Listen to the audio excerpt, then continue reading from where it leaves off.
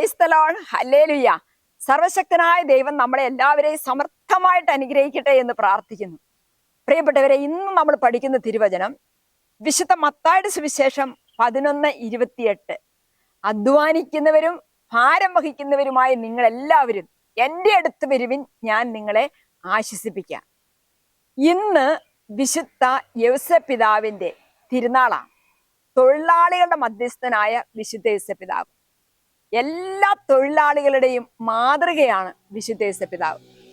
ഇന്ന് നമ്മൾ അഭിമുഖീകരിക്കുന്ന ഏറ്റവും വലിയ പ്രശ്നം എന്ന് പറയുന്നതിന് ഈ തൊഴിലുമായിട്ട് ബന്ധപ്പെട്ട് നിൽക്കുന്നതാണ്. തൊഴിൽ എപ്പോഴും നമുക്കൊരു വലിയ സന്തോഷം തരുന്നുണ്ട്. തൊഴിൽ നമ്മളെ അനുഗ്രഹിച്ചുയർത്തുന്നുണ്ട്. അപ്പൊ നമ്മുടെ സന്തോഷത്തെയും അനുഗ്രഹത്തെയും നമ്മുടെ ജീവിതത്തിന്റെ വിജയത്തെയും എല്ലാം ഈ തൊഴിലിനെ ആശ്രയിച്ചാണ് ഇരിക്കുന്നത്.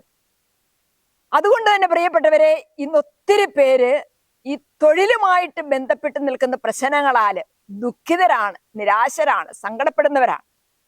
തൊഴിലില്ലായ്മ, തൊഴിലുണ്ടെങ്കിലും അതിന് കൃത്യമായിട്ടും തൃപ്തിയായിട്ടുമുള്ള ഒരു വേതനം കിട്ടാത്തതിൻ്റെത്, അതിലൊരു സംതൃപ്തി ഇല്ലായ്മയുടേത്, തൊഴിലിൽ നിന്ന് നമ്മൾ നിഷ്കാഷിതരാകുന്നതിൻ്റെത്, തൊഴിൽ പലപ്പോഴും നമ്മുടെ ജീവിതത്തിൽ നമുക്ക് വേണ്ടത്ര ഒരു സന്തോഷത്തിന്റെ അനുഭവമാകാത്തത് കൊണ്ട്, എന്ന് പറഞ്ഞാൽ പഠിച്ചതിനും വിദ്യാഭ്യാസത്തിനും ഒക്കെ ആനുപാതികമായിട്ടുള്ള ജോലി ഇല്ലാത്തത് കൊണ്ട്, കുടുംബം മുന്നോട്ട് കൊണ്ടുപോകാനായിട്ട് ഉപജീവന മാർഗങ്ങളൊന്നും ഇല്ലാത്തത് കൊണ്ട്, പ്രത്യേകിച്ച് ഇന്നത്തെ നമ്മുടെ യുവജനങ്ങളൊക്കെ ഒരു ജോലിക്ക് വേണ്ടി രാജ്യത്തിന്റെ അതിർത്തികളോളം അല്ല, ലോകത്തിന്റെ അതിർത്തികളോളം അവർക്ക് ജോലി തേടി പോകേണ്ടി വരുന്ന പ്രതിസന്ധികള്, പ്രശ്നങ്ങള്, ഇതെല്ലാം നമ്മുടെ മുൻപിൽ നിൽക്കുമ്പോൾ നമുക്ക് ആശ്രയിക്കാവുന്ന ഒരു മഹത്തനായ ഒരു വിശുദ്ധനാണ് വിശുദ്ധ യൗസപിതാവ്.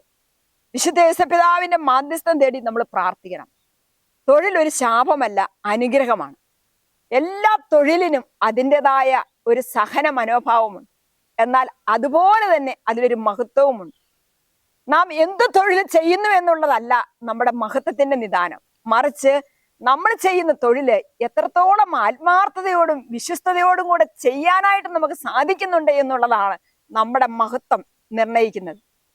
ആയാൽ പ്രിയപ്പെട്ടവരെ, തൊഴിലാളികളുടെ മധ്യസ്ഥനായ വിശുദ്ധ യൗസപിതാവിനെ പോലെ ഏത് ജോലിയും വിശ്വസ്തയോടെ ആത്മാർത്ഥതയോടെ ചെയ്യാൻ നമുക്ക് എല്ലാവർക്കും സാധിക്കട്ടെ എന്ന് പ്രാർത്ഥിക്കുന്നു.